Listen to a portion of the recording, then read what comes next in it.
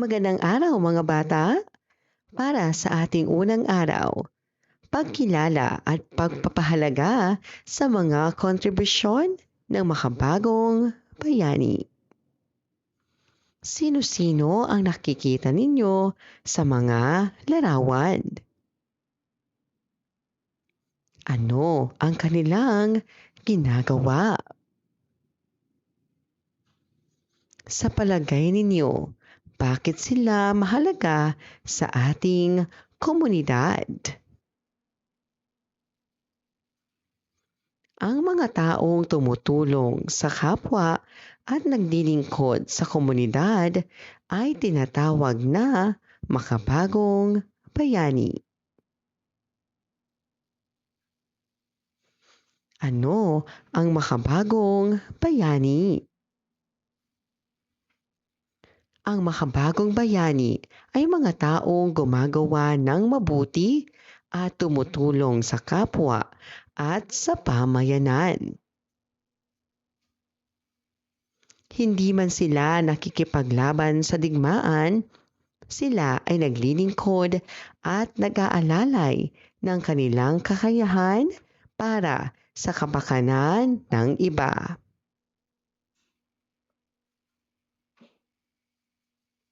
Mga kontribusyon ng makabagong bayani.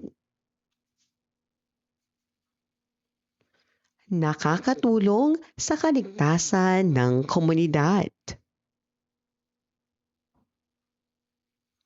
Nagpapabuti sa kalusugan ng mga tao. Nagpapanatili ng kaayusan at kalinisan. Nagbibigay ng kaalaman sa kabataan. Paano tayo makakatulong sa ating komunidad kahit bata pa tayo? Ang makabagong bayani ay mga taong tumutulong sa kapwa at naglilingkod sa komunidad. Dapat natin silang kilalanin, pahalagahan at tularan ang kanilang mabubuting gawain. Gawin natin, sabihin ng tama kung ang pahayag ay wasto at mali kung hindi. Ang mga guro ay maituturing na makabagong bayani. Hindi mahalaga ang ginagawa ng mga doktor. Tumutulong ang mga pulis sa pagpapanatili ng kaayusan. Ang mga makabagong bayani ay dapat pahalagahan. Ang mga basurero ay tumutulong sa kalinisan ng komunidad. Gawin natin, gumuhit ng isang makabagong bayani na nais mong tularan.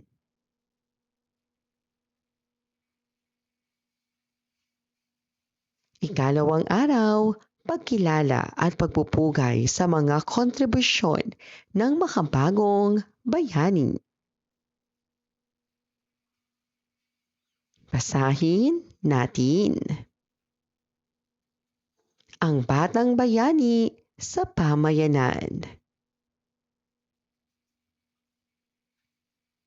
Si Carlo ay kilala bilang isang batang matulungin.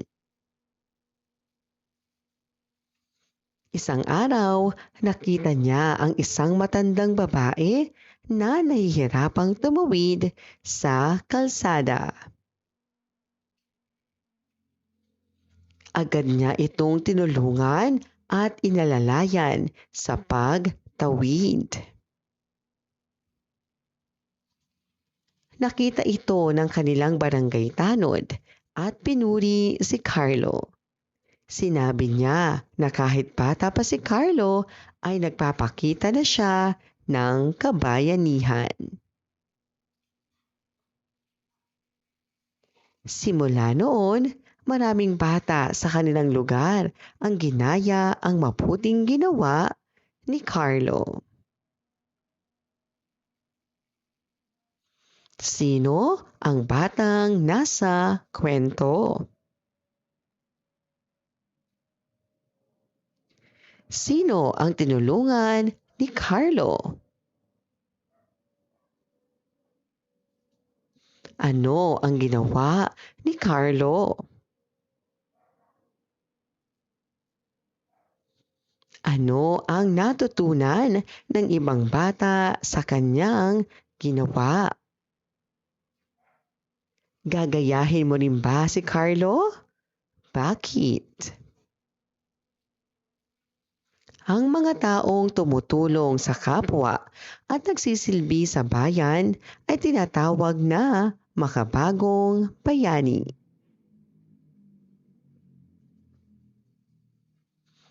Mga makabagong bayani sa ating pamayanan. Halimbawa, ang mga magsasaka at mangingisda, mga basurero at volunteers, mga doktor at nurse at guro, mga pulis at sundalo at bumbero. Kontribusyon ng makabagong bayani. Nagbibigay tulong sa kapwa. Nagpapanatili ng kaayusan. Nagpapabuti sa pamayanan. Paano tayo magiging makabagong bayani kahit bata pa tayo? Ang mga makabagong bayani ay dapat kilalanin bilang pagpupugay sa kanilang mabuting naidulot sa pamayanan. Dapat natin silang pahalagahan at tularan. Gawin natin, pag-ugnayin ang Hanay A at Hanay B.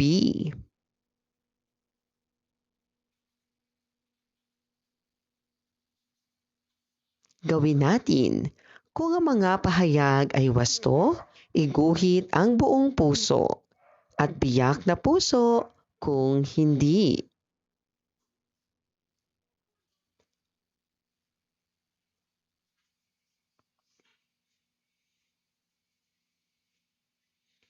Ikatlong araw, kabayanihan ng mga makabagong bayani, modern day heroes.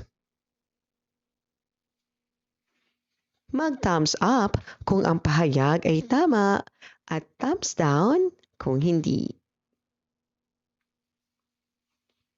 Ang mga makabagong bayani ay tumutulong sa pamayanan. Hindi mahalaga ang trabaho ng magsasaka. Ang mga volunteer ay tumutulong sa panahon ng sakuna. Ang mga makabagong bayani ay dapat kilalanin. Ang kabayanihan ay maaaring ipakita sa simpleng pagtulong. Ang mga taong nagbibigay ng serbisyo at tumutulong sa kapwa ay maaaring ituring na makabagong bayani. Ibig sabihin, mahalaga ang kanilang kontribusyon dahil nakatutulong ito sa kaayusan, kaligtasan at kaunlaran ng bayan. Pag-ugnayin ang Hanay A at Hanay B.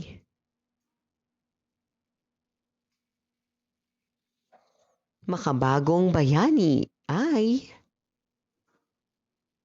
taong tumutulong sa kapwa, magsasaka, nagtatanim ng pagkain, delivery rider, naghahatid ng pagkain, volunteer, tumutulong sa kalamidad, at nurse, nag-aalaga sa may sakit.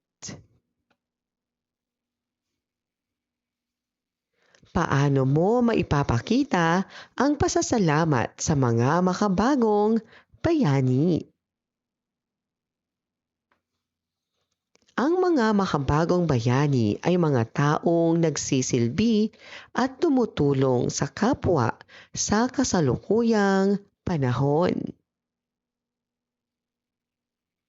Ang kanilang kontribusyon ay mahalaga sa pamayanan, kaya dapat silang kilalanin, pasalamatan at tularan. Gawin natin, gumuhit ng isang makabagong bayani sa ating pamayanan.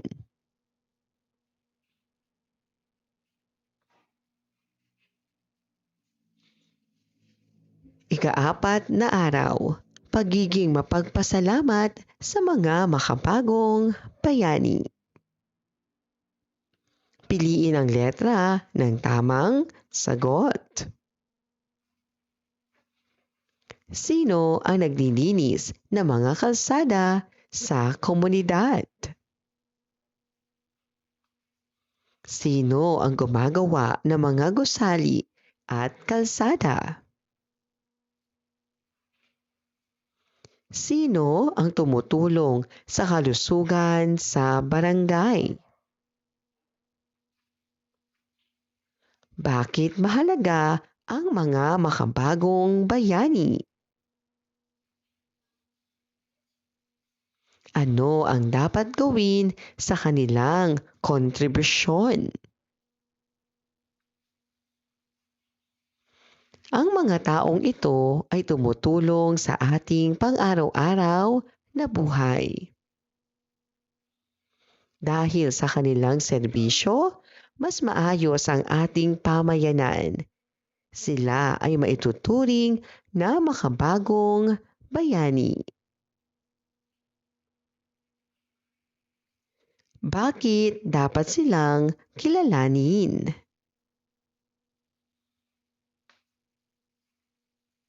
Una, malaki ang kanilang naitutulong sa pamayanan. Pangalawa, pinapabuti nila ang ating pang-araw-araw na buhay. Pangatlo, nagiging halimbawa sila ng sipag at paglilingkod. Paano magpasalamat sa kanila? Paggalang sa kanilang trabaho.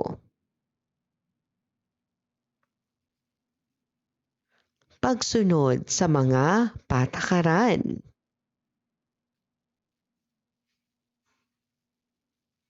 Pagpapakita ng kabutihan sa kapwa.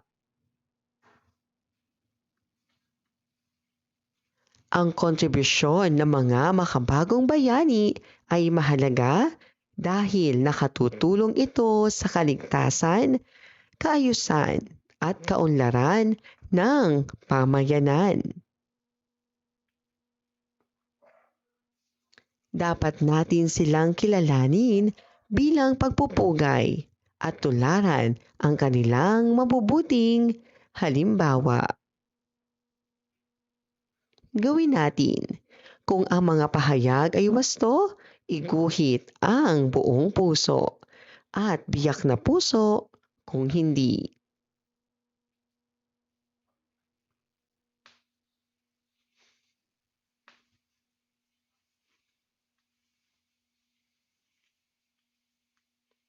Gawin natin, gumawa ng thank you card para sa isang makabagong bayani sa komunidad.